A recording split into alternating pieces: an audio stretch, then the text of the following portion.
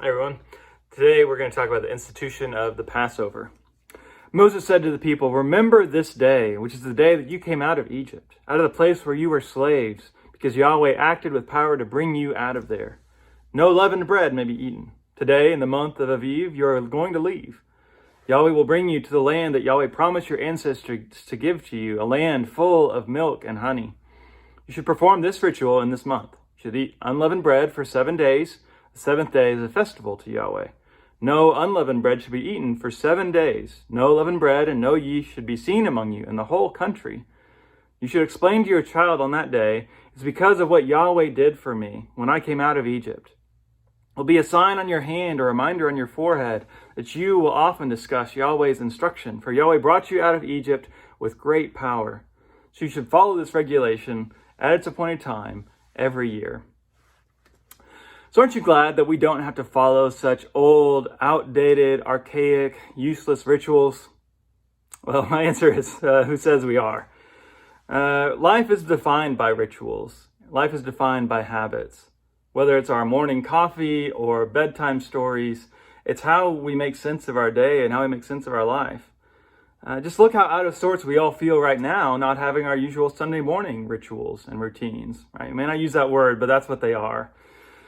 God created us to be creatures of habit. And so one of the most powerful ways that God connects with us is through our habits. And the greatest rituals are ones that are connected to story. Right? The rituals of Passover, as mundane or weird as they may seem, they help God's people remember the Exodus salvation story.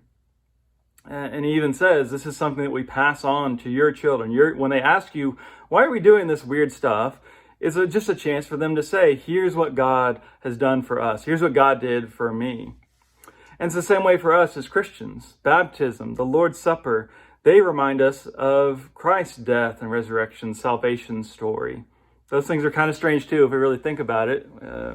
But it's a way to remind ourselves what we believe and what God has done for us. So, what are your rituals? What are your habits? Whatever they may be, do they make you more aware of God, or do they just make you more aware of your own comfort? It's a good thing to have rituals and things that we do each and every day, each and every week, whether that's as individuals, and I think especially as a community. But the important question is to ask how they shape us. It's not about whether we follow this Old Testament ritual or not, but what are we doing every day to shape ourselves as people who remember God's story and as people who live that out? So blessings on you as you live your life today.